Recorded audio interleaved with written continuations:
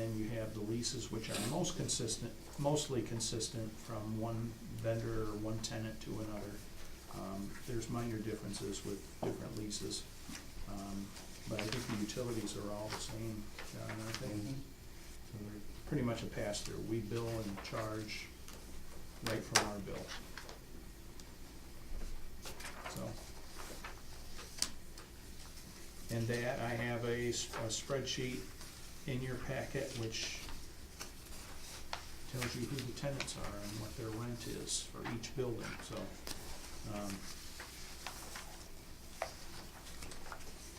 I do have a couple of line items that I put in there as vacant, but there's numbers in there, so that represents our confidence that we'll be able to fill those spots between now and April.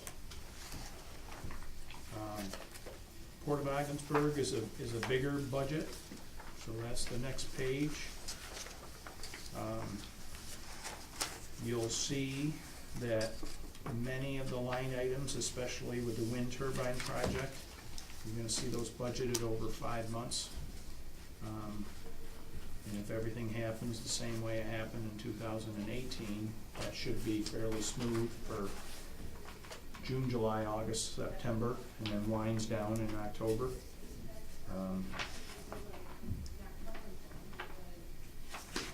There are other categories within the Port of Ogdensburg when you don't see a lot of revenue or any revenue for January, February, March, because the shipping lanes shut down and we don't get ships in, so we don't see a lot of income from that. We do get the storage income, we do get the trucking income for the salt and any fertilizer, so the best way I think to spread that out is to spread it out over 12 months. So,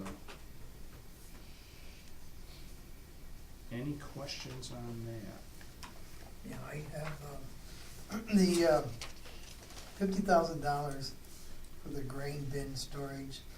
Did we have any income at all this particular budget year? Not yet. Do we have any prospects for that as we move into 2019, John?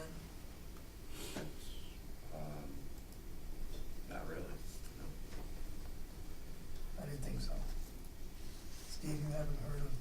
No, the only thing that's the best prospect I've heard was maybe the one rail car from somebody that you had talked to. Still hoping to get that going. Yeah. Huh? What's that? Still hope to get that going. Well, something positive, but that's about all. That could be more than one rail car if we got it going, but Okay. at this point. I'm just wondering if that 50,000 in revenue is a bit optimistic. Could be. Based on our very short history, it could be. We dropped it by, what, 60, 70%? Well, it was in there at 120. We had it in for there last at year. 20, Um, and You know, we have a good, it's a good piece of equipment that's useful to somebody. The key is we've got to find the right somebody and drop the rate here significantly to do it. Particularly because it does need additional, it would be more robust if it had a dryer unit. There's no capital in there for the dryer unit. Right. So therefore, we felt it was appropriate to take that down significantly. So that was built with grant funds, but we couldn't get all the bells and whistles on that, so we got some, but not all of them. So I think if we're gonna keep it in there, the only reason I would agree to keep it in there is the fact that it may push us to do other things so that we can reach that 50,000 and hopefully more.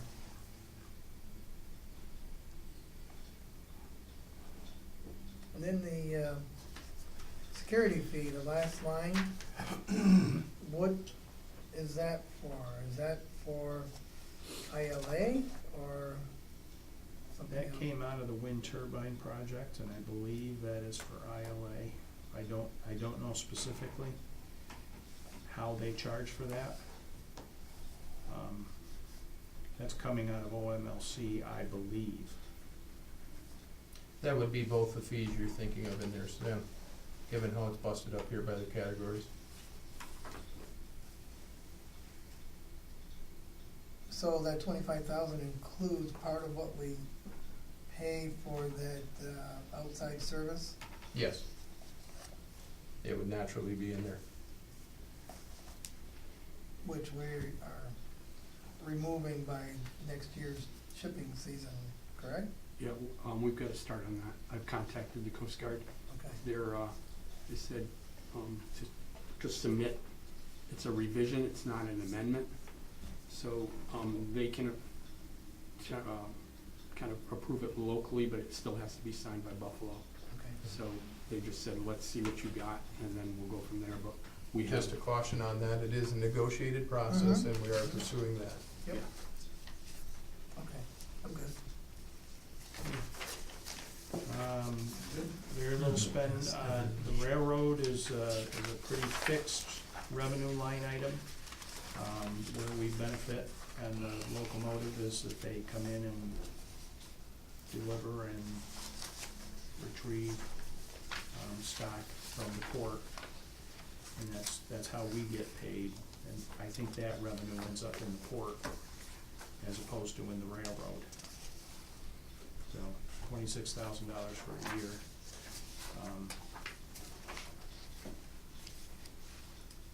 And then the border station revenue is not in my packet. Is it in everybody else's packet? Yes. Okay. Pages.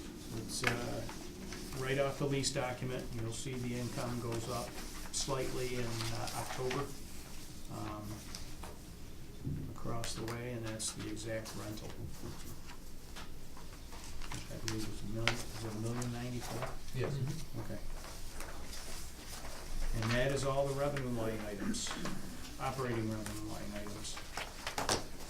Any questions on any of those?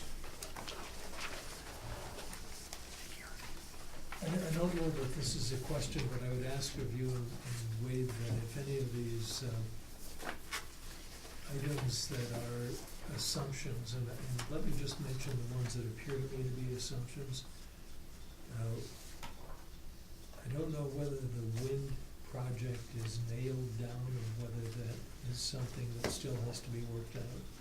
And the bin storage and the toll increase on the bridge, and having Sky West be our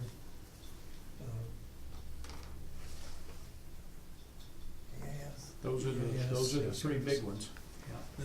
that if any of those don't materialize, we need to know about it as Yes. ASAP, and I'm sure you would tell us, but these are assumptions that are reasonable to make and build in a budget, but the budget would have to be reviewed if they don't materialize. Absolutely. So on the wind side of things, we do have a commitment from OMLC that these numbers are verified, and we have some internal tonnage numbers Yep. that were provided from OMLC. The toll process, I think we've got a decent handle on that. Some of the players changed with the recent change in the Senate. It's gonna Sure. set us back a little bit, trying to get new information there. But I think we've got a good handle on that process. Sky West, we're doing everything we can to influence that process. The one thing that kind of does trouble me though a little bit is the grain bins. Because, again, I mean, we've got a nice new thing down there that is 95% built. But that other 5% is really something that we need but don't have the money for, that can help drive those numbers right through the roof, so. Something we need to work out. Yeah, Yep. it's kinda like having an ATM and it being turned off. Yeah. That's the problem with the grain bins. Well, at least at this point, we know, right? And Dave, you're the expert here on this. We know what we should do. You don't want that responsibility. No, I'm gonna give it to him. What we should do, now it's a matter of going out and seeing how we can do it, so that we can make some money down there in the grain bins and, you know, and put some people to work, and that's what we have to shoot for Mhm. 2019 and 2020.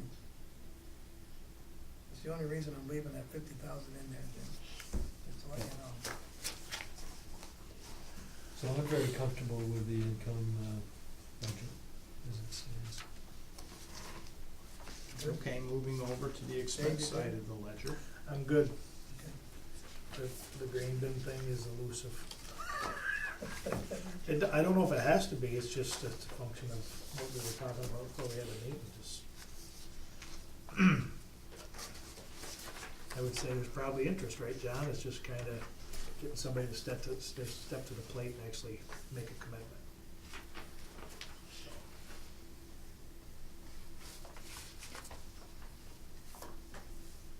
Okay.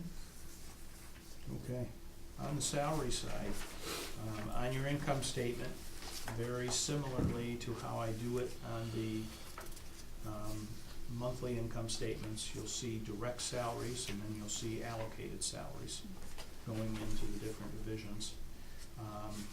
The salary page, which is page 9 of your package, is a complete salary budget all the way down. We had argued over adding a slot here and there. We've always had and placed in the budget the internal control officer, compliance officer, IT person. This year we have taken that out entirely, and we have the subcontract for the IT individual under professional fees. So, salary budget's gonna be $2.2 million, which is very close to what we've got this year.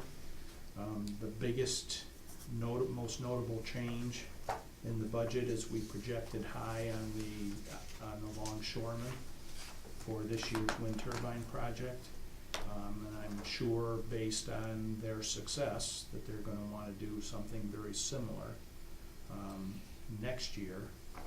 And unfortunately for all of us, Adam and Steve included, we haven't had enough time to really dig into the detail on the expense side.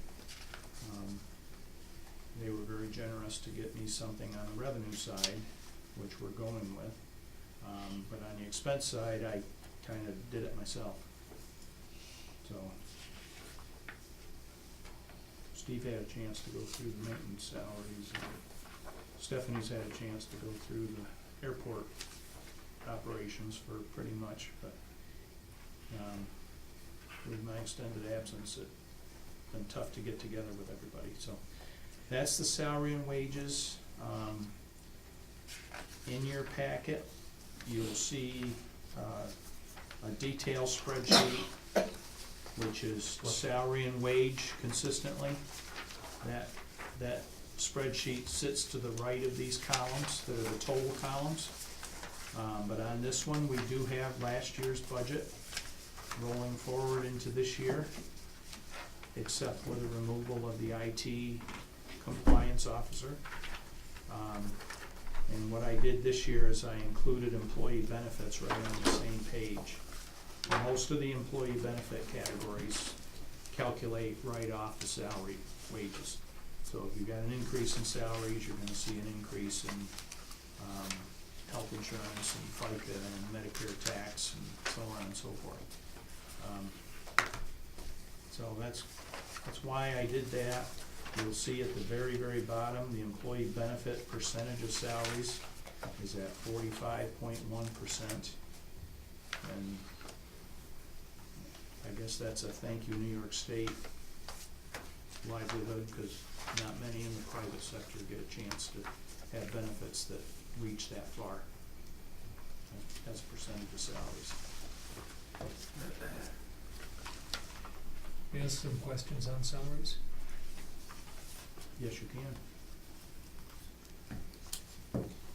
Under maintenance, the general mechanic JD position's up. Is that one of those where we changed a grade in a prior discussion? Not the JD one, No. the YM one. The YM would be targeted for a grade increase, yes. Why did the, what is under that? The JD one, he gets a lot of overtime. Okay. I think that's why his number is, most of those guys make very similar amounts. Am I fair in saying that, Steve? Yes. I can't Would be picture between- the payroll in front of me, but most of Between them, snow plowing, most of really them make the same wintertime same snow amount. plowing. and weekend coverage now at the airport in one of those guys. So that's one of those accounting things that we haven't really fixed because Steve's mechanics can fill in at the airport, but their cost doesn't end up in the airport, it ends up in his maintenance budget. Sure. So, If, I'm trying to remember the schedule, the flight schedule of SkyWest, if we're lucky enough to have them here, isn't their, schedule later at night? They haven't announced a schedule yet. There's a couple of proposed, proposals there, one around 8:30, 9 o'clock in the morning, and the other, around 7:30, I think, 6:30, 7:30 at night, so. I thought it was later. How will that affect staff that's out there now? We would need, Stephanie and. we would need to have, fire protection for the larger aircraft, Right. for the evening shift, and, potentially fueling. So we potentially need someone there later in the day. How does that work with the staff you have now? Does it? Is that possible? It'd be It's- more difficult. It'd be a It's challenge. possible, it's very difficult, but it's possible. You do a lot more overtime, because you've gotta cover the morning stuff, and then flights when you have Allegiant, you just can't, you can't bring people in later in the day to cover the evening flight, So so. that's what I'm wondering, when you mentioned overtime that's in here. I don't think it's a good idea to burn people out. You know what I mean? So I'm wondering if that changes, if we're more in need of an additional person. I would say yes, absolutely, Well, but I I think the answer is yes for multiple reasons, but. Well, that's what I'm thinking, by looking at this and the discussion, it sounds like, I don't know how you could do it realistically without paying all kinds of overtime. And, you know, that concerns me regarding burning somebody out, not having them up to maybe what they need to be at the airport especially. Well, if we had consistent late flights, then someone would have to work a late shift. Right. However, we need 2 folks if we're going to run fire Right. and ops, or fire and fueling ops. I noticed that the other day when I was out there, when Allegiant was in, the fire, the truck was right there. Mhm. So And that's I a- thought about that, how that's a many people it requirement. takes. Well, I mean, we probably haven't, if I looked at this a couple times over the weekend, we don't have planned position in there, do we? That's correct, we don't at this time, because it's still, I mean, SkyWest, we believe that to be the case, it's not known at this Right. time. The other thing that would be in here too is there's when you take the Cape Air schedule Mm-hmm. and substitute in the SkyWest schedule, your law enforcement officer costs drop significantly as well. So that comes into play here as So well. we have a down, That is a reflected. down here, maybe an up there. Yes. Mhm. Yeah. How does it come out? Too Mm. early to tell. The SkyWest flight times, I think, aren't they a bit in flux with that too, maybe?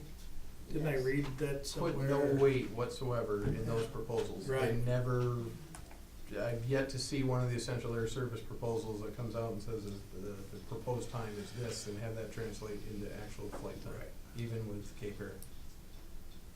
For the sake of time, for today, I think we should keep in mind, we probably should consider another individual at some point in time, sooner than later.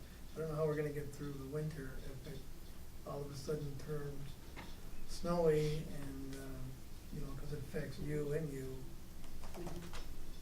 so we may need to consider that. Okay, I'm good, We did put a seasonal employee out there for the winter time. yeah.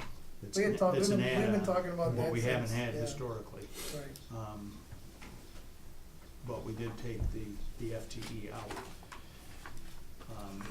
And that can be anywhere from a half-time person to 1.5-time people. And like I said, to cover multiple things. Yeah, We wanna sell more gas, we Right, don't want people bypassing us and going That's to right. Watertown because we're not here. So maybe we can handle that in we're buying equipment Operations to, committee. provide some self-service in the summer months, but if you wanna sell the gas, you're also gonna have to have a person there, exactly. so. So that's why there is the additional budget item in the new budget for a seasonal person at the airport. Right. Good. Okay, next line is insurance insurance expenses, I'm sorry. One more question on salaries. You may have explained or I missed it. I'm confused by the entry for longshoremen under the wind turbine project. Why is that down so much? Because they used extremely less people and hours this year than they did 2 years ago. I can speak a little bit to that. A lot of that is just efficiencies that, you go with assumptions, with what you think you're gonna get and how it's gonna come in. So basically, that number reflects what we thought back then. Yes. And what you do is you know, to make money and to do things efficiently, based on what they tell you, you suggest things to the supplier that they may be happy with, and then you, and our knowledge base has really helped out. So you're able to set up, you know, sometimes you might have 8 guys, you can go down to 6, and it works with the method that you've got. And for example, with the nacelles and the hubs coming in by rail, Yep. The supplier thought we'd be putting them on a truck and taking them somewhere to haul away. But we came up with just taking them right off and storing them right beside, because of the location we had next to rail. Mhm. So you basically needed 4 people as opposed to maybe 6 or 8. So, and I think just one thing, that the CBM is similar for the proposed project coming up to what we did, and that's how we based it. So to make things easier for Jim, you basically, I think you'd be pretty fair to match things to what we did this year. So does that answer what you were looking for? I think it really does, Steve. The projected wages for this current year show up here as $248,000 and the budget is $130,000. So we're projecting $100,000 less than we spent this year, is that? Yeah, possibly. That could be a mathematical formula thing with me, Sure. because they work predominantly from June to September, and when I do projected wages, I just divide by the number of months and multiply times 12, and that could have been just my error. So I wouldn't rely on that number really The well. projected. I mean, everybody else in here is full-time and full-time wages, so their numbers should match right up. I have to go back to the details and figure out if I've made a mistake there. So are you comfortable with $130,000? I am, yeah. Yeah, okay, I'm comfortable. Because it's really 177, because the next line up is temporary longshoremen too, so. Sure. And then some of those things, like, you may account for those hours and what you spent on them, but also they're an extra that you might have been reimbursed for, that you had no knowledge of.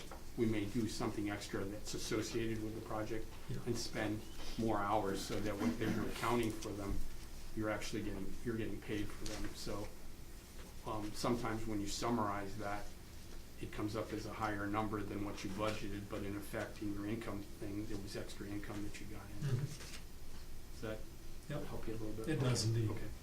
I like extra income.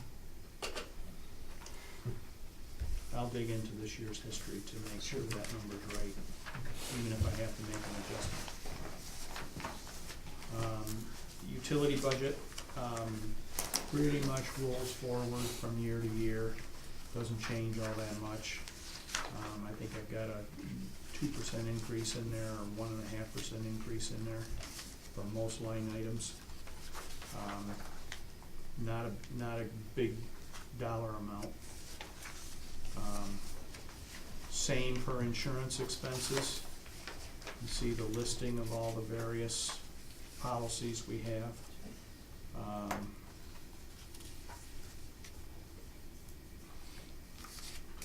And they're not gonna change dramatically. They're inflating, the commercial bridge policy went up a little higher than I was expecting it to this year. I don't know if that'll repeat itself.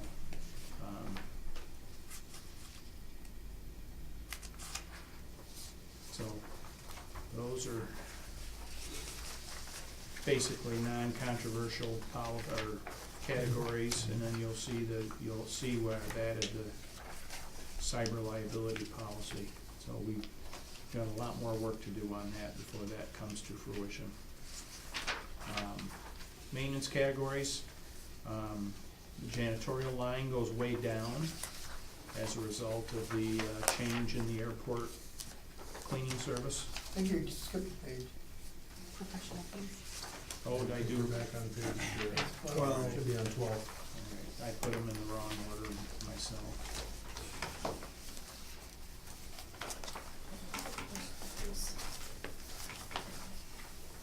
Yeah, I apologize.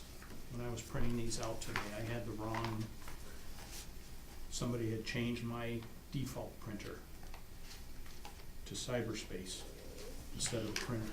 So I think I had a couple pages that didn't print for me. Professional fees, most of these are similar going down the page to what we've had in the past. We have an auditing bill, squeezing that a little bit. I think that's gonna be somewhere between 24 and 26,000.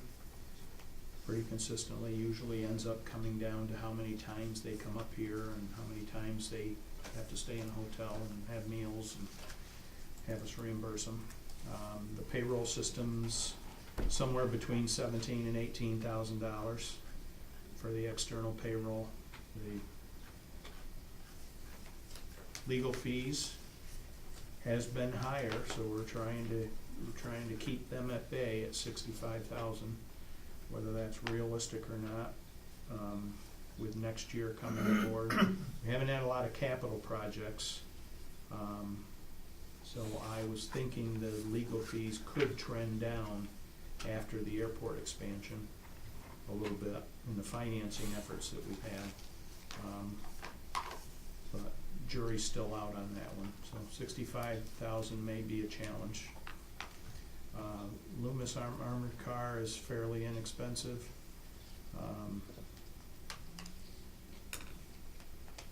Law enforcement coverage is the next big number. We've reduced that to 120,000, and I think at this juncture, I think Wade thought it was gonna be a little lower. And I ended up arguing with myself and leaving it at 120,000. So I think once we know what the SkyWest proposal, if that one's going through as the essential air service provider, we'll know where this law enforcement bill's gonna end up. And we also So- are not familiar with who it is that's going to be providing the security after a certain period of time up there too, so. True. It's more than justified leaving it at 120. Strategic development is lobbyists that work on our behalf. They have a slight increase to $57,000. Next one I plugged in, no, the highway group is at $10,000. And OMLC management fees is their monthly fee. It does not include the wind turbine profit sharing, which is in another category. So strategic planning at 10,000 was placed in the assumptions. Marketing professional services is going to be slightly lower than the $50,000 because that's been renegotiated since we prepared these numbers. She respond to you? That's the Canadian team you're talking about, right? The Canadian Yeah. marketing. Yep, it's gonna be 50. And you see where the IT line goes. I think Russ is gonna stay pretty much the same at $42.50 a month, so that may be a little bit of room in there, a couple $1,000, maybe $1,000. I know in the Here's- interest of time, we wanna move on, but I wanna bring something up. We're an $8.5 million a year business, and we have IT services 1 day a week across all of our business. That makes no sense, big picture. I know that's how we're doing it, I know that's how we're working it. We've gotta seriously take a look at that at some point in the future, because we have too many eggs in one basket. God forbid if, our IT provider had a heart attack tomorrow, or got run over by a bus at the toll booth. We can't run our port, we can't run our airport, we can't run our toll system out there, and that's too much concentration. I'll kick my soapbox back under the table and Okay. let's go on. Air service development. Looking at in-house,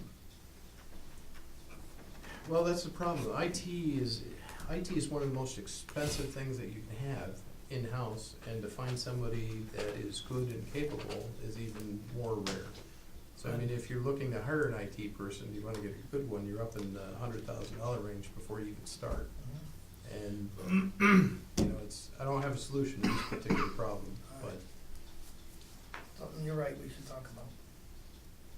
I'm sorry, Joe. So you heard me reference in the bridge revenues, the OBPA management fees for the border station. This is where they come through and pass through on the expense side and wash each other out. Matco parking janitorial, there's a lot of categories going in, but Matco is now doing the janitorial service. And they also run all the parking stations, so, and whatever other roles they may have out at the airport. That's budgeted $175,000, and the Matco people's budget. Jim, do we know what that split is on the 175 between parking and janitorial? Do we have a feeling for that? I have a budget.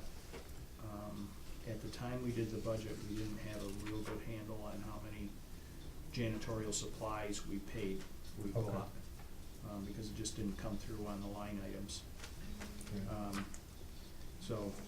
But I think the answer is yes, we can get it. Okay. I know the salaries are all separated out. Janitorial supplies, which is a much smaller part of the budget, obviously, is not yet broken out separately.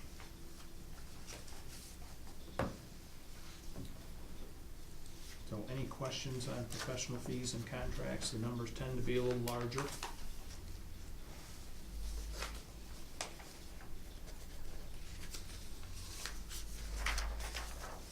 So 120 was what last year was for the law enforcement?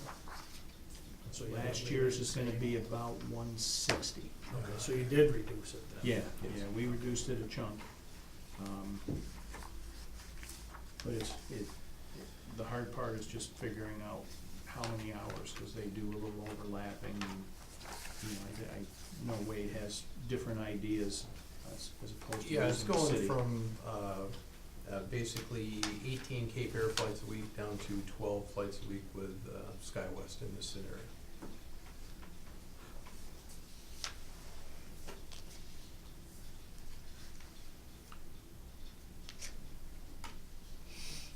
Okay. Thank you. Okay, so we're ready to jump to maintenance?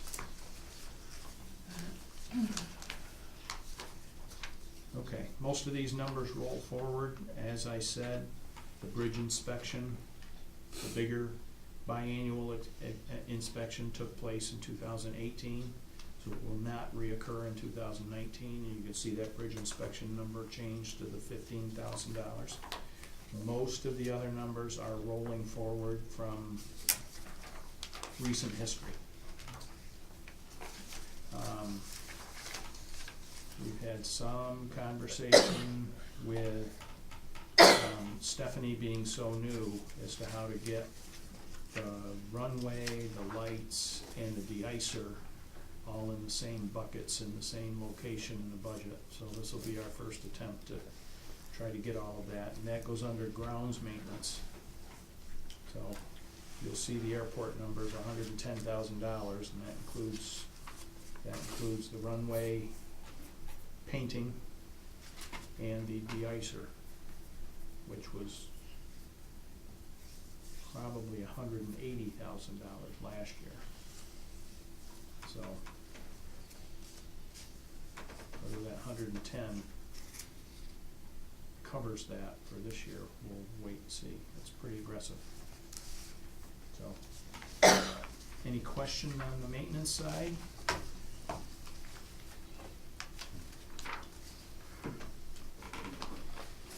And then the all other expenses are, next to the last worksheet. And that's where you see all the cost for the wind turbine project. And I've also moved aviation fuel into this category. Previously, I put it under utilities, because that was my first thought a year ago. So it's, this year we've got it under all other.